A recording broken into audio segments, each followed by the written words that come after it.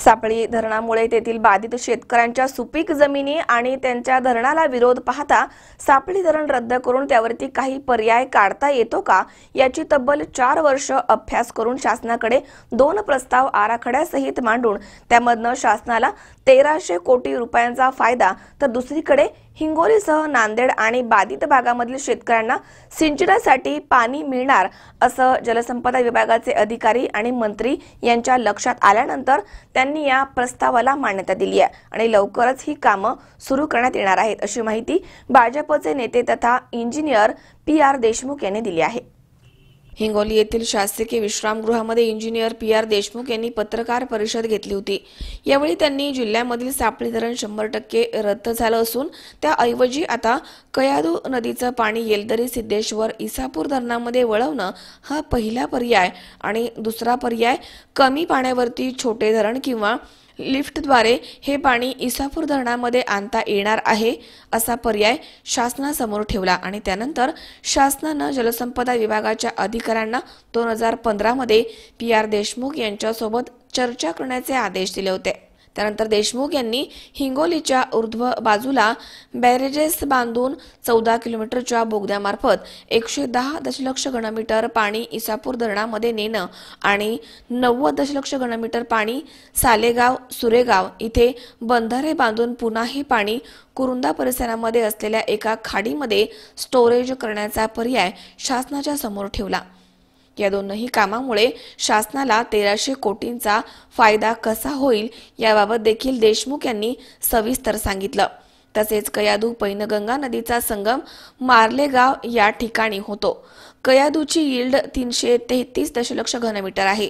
इसापूर ते मार्लेगावची यील्ड 27 दशलक्ष घनमीटर आहे।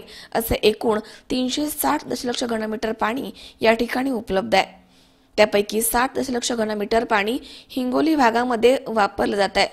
300 दशलक्ष घनमीटर पाण्यापैकी 200 दशलक्ष घनमीटर पाणी नांदेड जिल्ह्याला दिलं जात आहे। तरीही 100 दशलक्ष घनमीटर शिल्लक राहिलेलं पाणी मार्लेगाव इथून लिफ्ट केल्यास सुमारे 20,000 हेक्टर जमीन सिंचनाच्या खाली येणार आहे असा प्रस्ताव।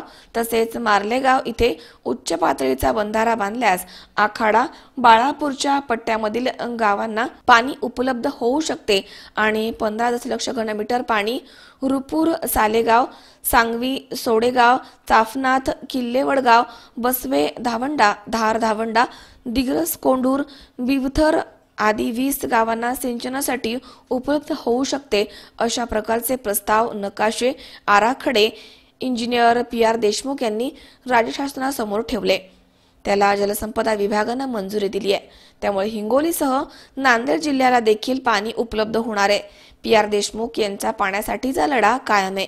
लोकसभा मतदारसंघामधील गाव सिंचनाखाली आणण्यासाठी त्यांचे प्रयत्न अजून देखील सुरूच आहेत। नांदेड हिंगोली जिल्ह्याच्या लोकसभेच्या अंतर्गत हिंगोली जिल्ह्यातले 3 विधानसभा येतात। त्याच्यापैकी वसमत इरिगेशनमध्ये बरंच पुढे आहे। कळंदुरी आणि शेनगाव पाठीमागे आहे। त्यासाठी मी आता सांगितलं की जवळजवळ 35,000 हेक्टर इरिगेशन आपण या 2 तालुक्यामध्ये 2 विधानसभेत कव्हर करणार आहोत। त्याच्या व्यतिरिक्त नांदेड जिल्ह्याच्या ज्या 3 विधानसभा आहेत त्या किनवट माहूर ही एक विधानसभा, हदगाव हिमायतनगर ही विधानसभा आणि उमरखेड यवतमाळची विधानसभा। तर मी लोकसभेला पुन्हा सिंचन अनुशासन दूर कमी करण्याकरता जो सहस्त्रकुंडचा मोठा प्रकल्प आहे पैनगंगा नदीवर, त्या पैनगंगा नदीवरचा साधारणतः 28,000 हेक्टर कमांडवाला हा प्रकल्प कार्यान्वित करण्याकरता साधारणतः येणाऱ्या दीपावलीला कार्यान्वित कसं व्हावं म्हणून त्याच्या पाठीमाग आहे ते 28,000 हेक्टर। त्याच्या व्यतिरिक्त किनवट आणि माहूर भागामध्ये पाऊस खूप पडतो आणि तो भाग दर्याखोऱ्यातून व्यापलेला आहे।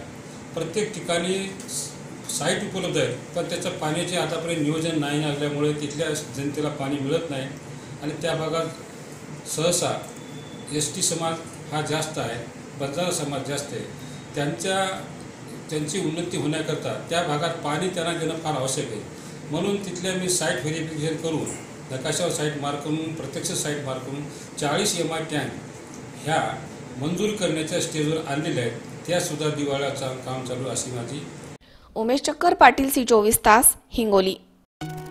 सबस्क्राईब करा C24 तास यूट्यूब चॅनलवर आणि बेल आयकॉनवरती क्लिक करा सर्वात पहिले आपल्या परिसरातील बातम्या पाहण्यासाठी।